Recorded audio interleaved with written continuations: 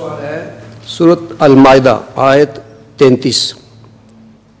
اعوذ باللہ من الشیطان الرجیم بسم اللہ الرحمن الرحیم من اجل ذالک کتبنا علی بنی اسرائیل انہ من قتل نفسا بغیر نفس او فساد فی الارض فکأنما قتل الناس جميعا.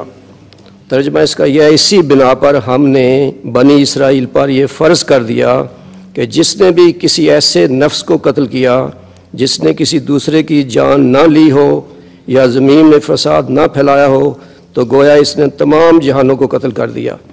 حضور ہمارا سوال یہ ہے انسانوں کو جہانوں کو نہیں. حضور اسلامی تعلیم کے مطابق ایک شخص کو اگر مارنا گویا ساری کائنات کو مارنے کے مترادف ہے.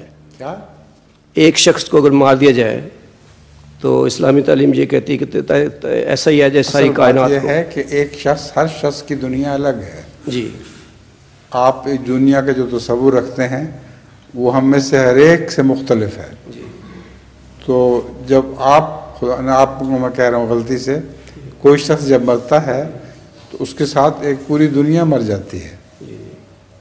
سمجھے ہیں؟ جی ہے. تو اس لیے گویا ایک آدمی کو مارنے سے ساری دنیا کو مار دیا. جی یہ تعلیم کو خاص یہودیوں کے لیے تو نہیں تو یہ تعلیم کو خاص یہودیوں پر فرض تو نہیں ہے. خاص کا مطلب میں نہیں سمجھا آپ کی بات. کیا جیسے یہ کہا تھا نا کہ اس بنا پر ہم اسرائیل پر یہ فرض کر دیا یہ تعلیم. کیا یہ تعلیم صرف اسرائیلیوں یہودیوں کے لیے نہیں سب کے لیے ہے. سب کے لیے. شکریہ.